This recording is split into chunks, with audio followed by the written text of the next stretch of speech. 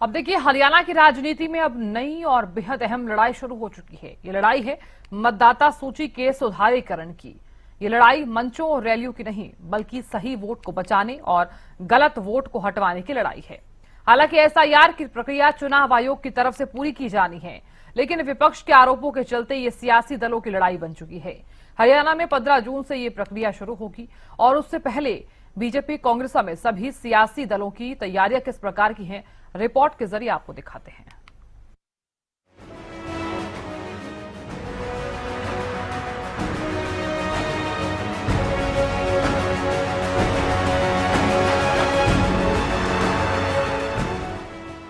चुनाव आयोग की तरफ से देश भर में मतदाता सूची का शुद्धिकरण किया जा रहा है। कई राज्यों में स्पेशल इंटेंसिव रिवीजन यानी कि एसआईआर की प्रक्रिया पूरी हो चुकी है, तो अब हरियाणा की बारी है। हरियाणा में भी एसआईआर की घोषणा हो चुकी है, जिसके बाद से प्रदेश की सियासत का पारा हाई है। राजनीतिक दल अपने भविष्य के चुनावी समीकरणों से जोड़कर इसे देख रहे हैं।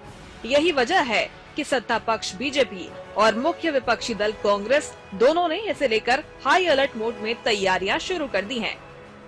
कांग्रेस ने बूथ स्तर पर अपने कार्यकर्ताओं को जिम्मेदारियां सौंप दी हैं, तो वहीं अब इन्हें प्रशिक्षण भी दिया जाएगा। प्रदेश अध्यक्ष राव नरेंद्र सिंह की अध्यक्षता में 26 और 27 मई को एसआईआर को लेकर 2 अहम बैठकें बुलाई गई।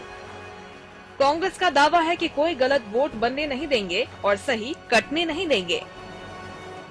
कुछ कहेंगे कांग्रेस की किस प्रकार की तैयारी एसआईआर को लेकर? सर, कांग्रेस पार्टी ने पूरे प्रदेश में सभी विधानसभा स्तर पर हमने BLA 1 की नियुक्ति की है। उसके बाद BLA 2 हर बूथ के ऊपर हमने बनाया है। प्रदेश लेवल पे भी सीनियर लोगों की कमेटी बनी है और हमारा पूरा प्रयास रहेगा कि सही वोट कटने न पाए, गलत वोट जुड़ने न पाए।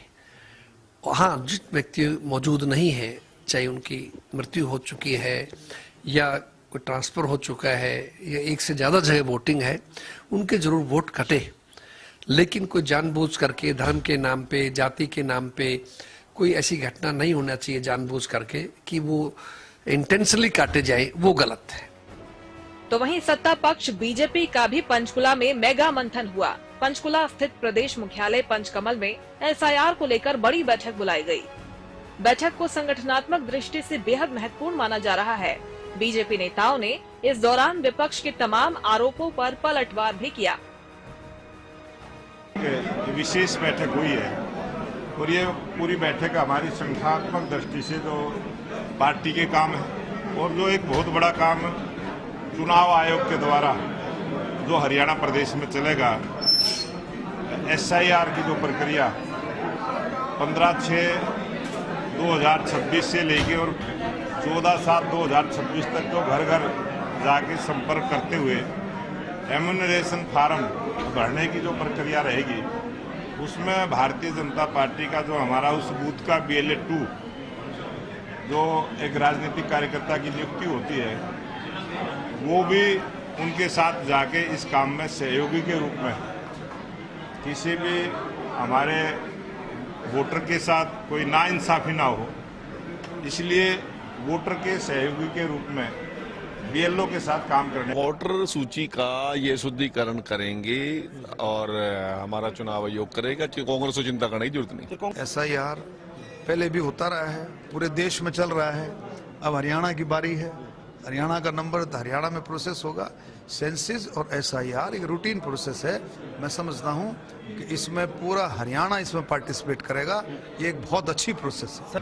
नहीं, ये तो मैनेजमेंट है। इलेक्शन कमीशन की तरफ से जो हिदायत है, पार्टी उसको सभी पार्टियां मानेंगी, जिसमें बीजेपी भी है, वो बस था। चुनाव आयोग इंडिपेंडेंट एजेंसी है। कांग्रेस पार्टी को आज देश और प्रदेश की जनता ने नकारने का काम किया है और इसलिए आज उनके पास कहने के लिए कुछ नहीं है। इसलिए इस तरीके के भ्रामक प्रचार वो फैलाने का काम जो है कांग्रेस पार्टी के लोग कर रहे हैं। देखो, जो ये प्रक्रिया है ये होनी चाहिए।